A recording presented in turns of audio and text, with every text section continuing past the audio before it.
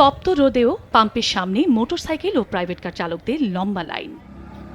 মধ্যপ্রাচ্য যুদ্ধের প্রভাবে জ্বালানি সংকটে মাসখানেক ধরে ভুগছে দেশবাসী। জেলায় জেলায় ফিলিং স্টেশনে দেখা যাচ্ছে দুর্ভোগের চিত্র। নড়াইলে ঘন্টার পর ঘন্টা অপেক্ষা করতে হচ্ছে তেল নেয়ার জন্য।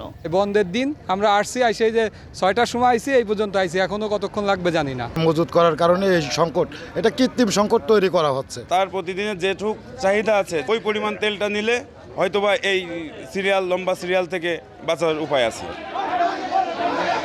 ঠাকুরগাঁয়ে জ্বালানি তেল সংগ্রহে চরম ভোগান্তিতে যানবাহন চালকেরা। দীর্ঘ অপেক্ষার পরও তেল না পেয়ে বিক্ষুব্ধ হয়ে ওঠেন অনেকেই।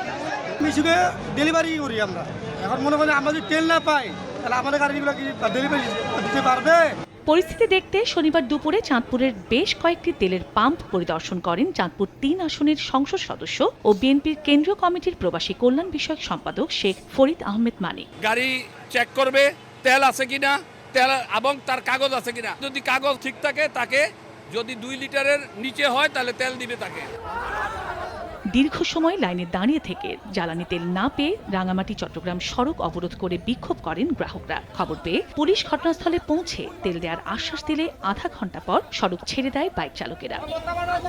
চন্দ্র বিশ্বাস, ববি, সময় সংবাদ।